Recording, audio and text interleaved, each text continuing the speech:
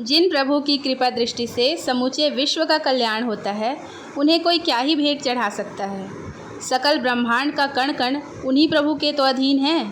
पर जहाँ भक्ति हो वहाँ ये सब ज्ञान की बातें भी फीकी लगती हैं, क्योंकि कृष्ण भक्त मानते हैं कि सब कान्हा के हैं और कान्हा सब के हैं, और उन्हीं कान्हा के जन्मोत्सव पर अपनी क्षमतानुसार पदार्थों और अतुल्य भक्ति भाव से भरे भोग अपने कान्हा को चढ़ाते हैं। कान्हा जी के पूजा की थाली में आज हम भी कुछ विशेष पकवान लेकर आए हैं, जो कि कृष्ण कन्हैया को अति प्रिय हैं पौराणिक मान्यताओं के अनुसार। इस वीडियो में हम बनाने वाले हैं विभिन्न प्रसाद, जिनमें सबसे पहले बनाएंगे कृष्ण जी को प्रिय धनिया की पंजीरी, उसके बाद बनाएंगे पवित्र पंचामृत प्रसाद, फिर बनाएंगे कान्हा जी के पसंदीदा मथुरा वाले पेड़े, और माखन चोर की माखन मिश्री के बिना तो पूजा की थाली ही अधूरी रहेगी, तो वो भी बनाएंगे साथ में। श्री कृष्ण जन्माष्टमी का ये महापर्व अपनी श्रद्धा के अनुसार कई विधियों से मनाया जाता है, किंतु भाव सभी का एक होता है, और वो है कान्हा जी की अनन्य भक्ति। और जहाँ अनन्य भक्ति हो वहाँ भगवान भी स्नेह बरसाते हैं। कान्हा जी के जन्मोत्सव पर इस विशेष प्रस्तुति में सबसे पहले हम बनाएंगे कृष्ण जी को प्रिय धनिया की पंजीरी प्रसाद। धनिया की पंजीरी साबुत धनिया से बनाएं तो बहुत बढ़िया बनता है, स्वाद और सुगंध दोनों अच्छा लगता है। तो 1 कप धनिया को धीमी आंच पर हमने इस तरह से भून कर तैयार कर लिया है। जब सुगंध आने लग जाए तब इसे निकाल कर ठंडा कर लेंगे। अब उसी पैन में 1 चम्मच घी डालेंगे और उसके बाद इसमें हम डाल देंगे मखाना। 1 कप मखाना है, इसे 2-2 टुकड़ों में कट कर लिया है। इसे भी धीमी आंच पर चलाते हुए इस तरह से क्रंची होने तक भून लेंगे और निकाल कर ठंडा होने देंगे। अब उसी पैन में 1 चम्मच घी और डालेंगे और इसमें ड्राई फ्रूट्स डालेंगे। तो यहाँ पर हमने काजू, बादाम, सूखा नारियल और चिरौंजी, इन चारों चीज़ों को ले लिया है और एकदम धीमी आंच पर इन्हें अब हमें भूनकर तैयार कर लेना है। लगातार चलाते हुए भूनना है इन्हें, ताकि नीचे से ये एकदम जल्दी जल न जाए और बढ़िया से भुन जाए। क्रंची होते तक इनको भी भून लेंगे और निकाल कर ठंडा होने देंगे। तो ये ड्राई फ्रूट्स भी भून कर तैयार कर लिए हैं। धनिया अब ठंडा हो चुका है, अब इसे पीस लेंगे। एकदम चिकना भी नहीं करना है पाउडर जैसा, और एकदम दरदरा भी नहीं रखना है। धनिए को पीसने के बाद भी थोड़ी देर भून लेंगे तो इससे इसकी सुगंध और स्वाद दोनों बढ़ जाता है। तो 1 चम्मच घी डालेंगे पैन में और धनिया डालेंगे और इसे धीमी आंच पर लगातार चलाते हुए भून लेना है। इसका कलर थोड़ा सा चेंज हो जाएगा और सुगंध भी एकदम बहुत बढ़िया आने लगेगी। अब इसे निकाल कर ठंडा कर लेंगे। इसके बाद एक बड़े बर्तन में पिसा हुआ धनिया डालेंगे। इसके बाद इसमें डालेंगे 1 कप बूरा।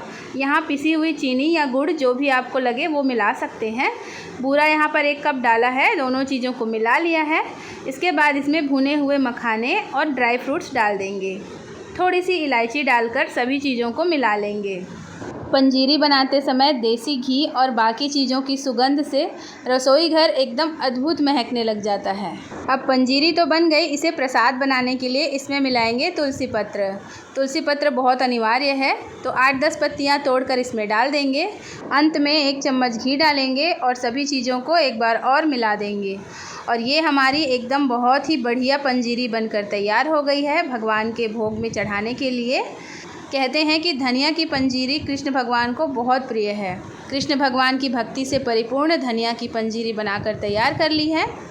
अब इसके बाद हम बनाते हैं पंचामृत प्रसाद। हम सब के मदन गोपाल गौ प्रेमी थे, और ये जो पंचामृत प्रसाद बना है वो मुख्यतः गौ उत्पादों से ही मिलकर बना होता है, तो इसको तो बनाना बनता ही है।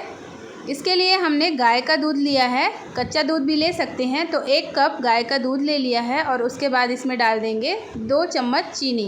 1 चम्मच इसमें मधु डालेंगे, मधु यानी कि शहद। दूध में चीनी के घुलते तक इन्हें मिलाएंगे।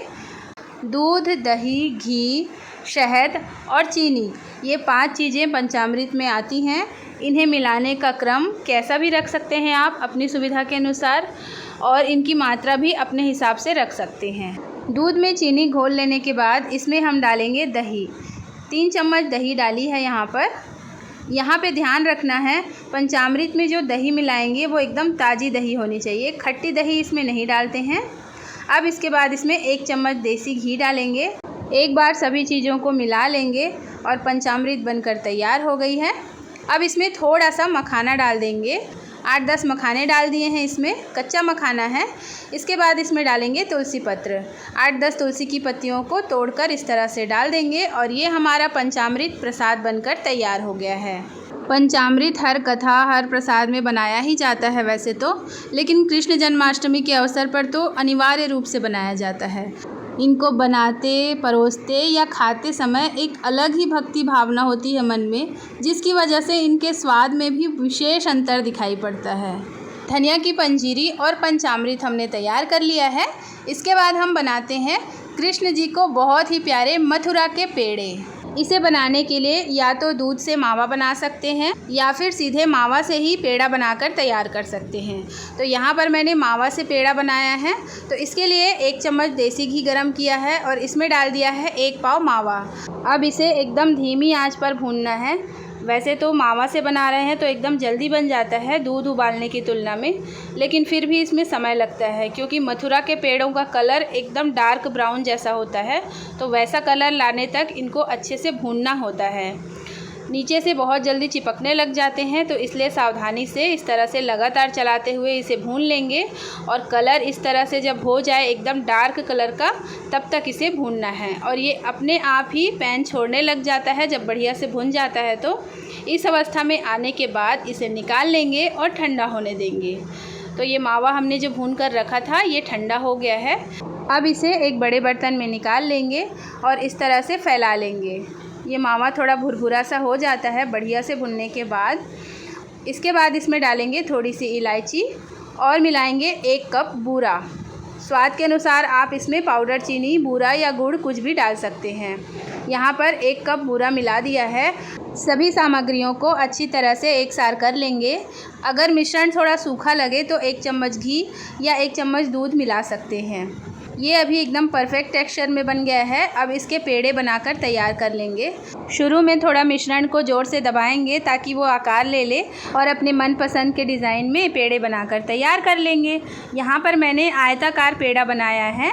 पेड़ा हमारा ये बन गया है और अब इसको हम बूरा में कोट कर लेंगे। इस तरह से इसका लुक एकदम बढ़िया हो जाता है और टेस्ट में भी बहुत बढ़िया लगता है। तो ये हमारे मथुरा के पेड़े बनकर तैयार हो गए हैं। एकदम फर्स्ट क्लास पेड़ा बना है। खोआ अगर आपका अच्छे से भुना हो तो पेड़ा एकदम शानदार बनता है। तो ये हमारा मथुरा पेड़ा भी तैयार हो गया है कान्हा जी के भोग के लिए। सही विधि और शुद्ध सामग्रियों से तैयार मथुरा के पेड़े खाओ तो पता चलता है कि वाकई में कृष्ण कन्हैया को ये पेड़े इतने प्रिय क्यों हैं। एकदम अलग ही लेवल का स्वाद है इनमें। माखन मिश्री बनाने के लिए देसी घी में बर्फ़ के टुकड़े डालकर उसे थोड़ी देर फेंट लेंगे तो माखन तैयार हो जाएगा। उसके बाद थोड़ी इसमें मिश्री मिला देंगे और थोड़ा तुलसी पत्र। 56 भोग ना सही, लेकिन 56 भोग से कम भी नहीं है ये प्रसाद, क्योंकि किसी भी पूजन सामग्री, चढ़ावा या भोग को बनाते और चढ़ाते समय जो भाव है मन में, उन्हीं से भगवान प्रसन्न होते हैं। बाकी तो वीडियो के शुरू में ही मैंने कहा था कि सब कुछ तो उन्हीं प्रभु का है, उन्हें हम क्या ही दे सकते हैं। बस कृष्ण गोपाल हमें अपने बाल गोपाल की तरह ही प्रिय हैं और उनका जन्मदिन अगाध सुख का दिन मानते हैं और वैसे ही हर्ष उल्लास प्रकट करके कान्हा की भक्ति में सराबोर हो जाते हैं। आप सभी को श्री कृष्ण जन्माष्टमी की पुनः एक बार बधाई। मिलते हैं अगले वीडियो में ऐसी ही बढ़िया रेसिपी के साथ। तब तक के लिए नमस्कार।